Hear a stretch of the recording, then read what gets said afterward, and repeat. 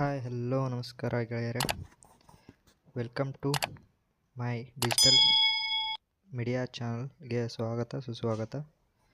ನಾನು ಇವಾಗ ಕರ್ನಾಟಕ ಸರ್ಕಾರದ ಯುವ ನಿಧಿ ಬಗ್ಗೆ ಒಂದು ಅಪ್ಡೇಟ್ ತಂದಿದ್ದೇನೆ.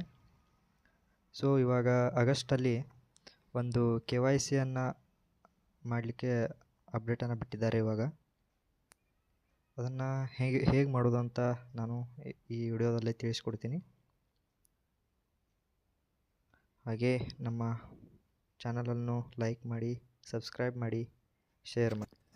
ಈಗ ಮೊದಲಿಗೆ ನಿಮ್ಮ ಗೂಗಲ್ ಸರ್ಚ್ ಬಾರ್ನಲ್ಲಿ ಸೇವಾ ಸಿಂಧು 1 ಅಂತ ಟೈಪ್ ಮಾಡಿ. ಇಲ್ಲಿ ನೋಡ್ತಿರ್ಬೋದು, ಇಲ್ಲಿ ಮೇಲೆ ಕಾಣಿಸ್ತಿರೋ ಹಾಗೆ ಸೇವಾ ಸಿಂಧು ಪೋರ್ಟಲ್ ಓಪನ್ ಆಯಿತು. ಇದರ ಮೇಲೆ ಕ್ಲಿಕ್ ಮಾಡಿ.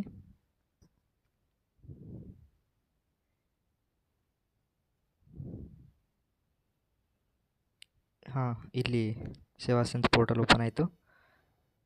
ಇವಾಗ ಮೇಲೆ ನಿಮ್ಮ ಯೂಸರ್ ID ಅಥವಾ ಮೊಬೈಲ್ ನಂಬರನ್ನು ಎಂಟರ್ ಮಾಡಿ.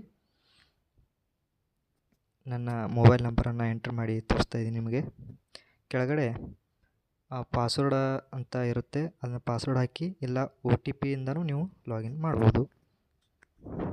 ಕೆಳಗೆ ಕ್ಯಾಪ್ಚಾ ಎಂಟರ್ ಮಾಡ್ತಿದ್ದೀನಿ.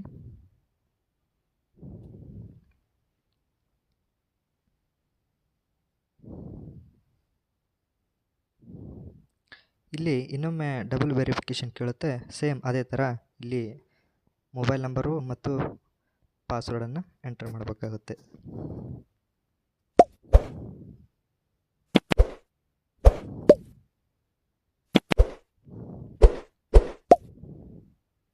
ನಾನಿಲ್ಲಿ ಪಾಸ್ವರ್ಡ್ ಬದಲಿಗೆ OTPಯನ್ನು ಎಂಟರ್ ಮಾಡ್ತಿದ್ದೀನಿ.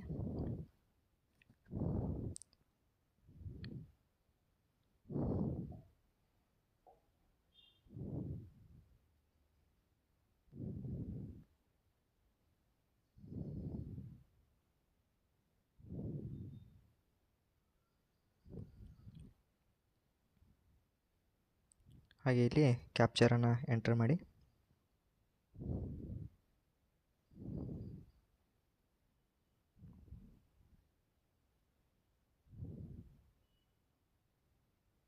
ಲಾಗಿನ್ ಕೊಟ್ಟೆ. ನೋಡಿ ಇಲ್ಲಿ ಫ್ರೆಂಡ್ಸ್, ಇಲ್ಲಿ ಈಗ ಸೇವಾ ಸಿಂಧು ಪೋರ್ಟಲ್ ಓಪನ್ ಆಯಿತು. ಇವಾಗ ಇಲ್ಲಿ ಸರ್ಚ್ ಬಾರ್ನಲ್ಲಿ ಯುವ ನಿಧಿ ಅಂತ ಸರ್ಚ್ ಮಾಡಬೇಕು. ಇಲ್ಲಿ ನಾನು ಟೈಪ್ ಮಾಡ್ತಿದ್ದೀನಿ ನೋಡಿ.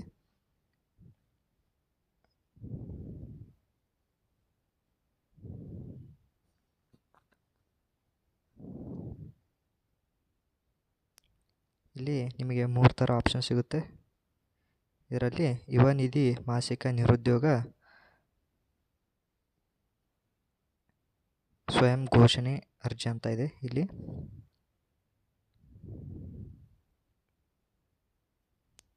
ಇಲ್ಲಿ ಮೇಲೆ ಆಧಾರ್ ದೃಢೀಕರಣ ಅಂತ ಇದೆಯಲ್ಲ, ಇದನ್ನು ಕ್ಲಿಕ್ ಮಾಡಿ. ಆಧಾರ್ ಸಂಖ್ಯೆಯನ್ನು ಎಂಟರ್ ಮಾಡಿ.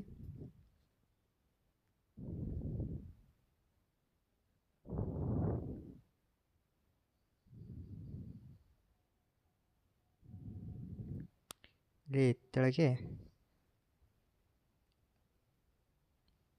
OTP ಅಂತ ಇದೆಯಲ್ಲ, ಇಲ್ಲಿ ಕ್ಲಿಕ್ ಮಾಡಿ. OTP ಜನರೇಟ್ ಆಗಿದೆ. OTP ಇಲ್ಲಿ ಟೈಪ್ ಮಾಡಿ.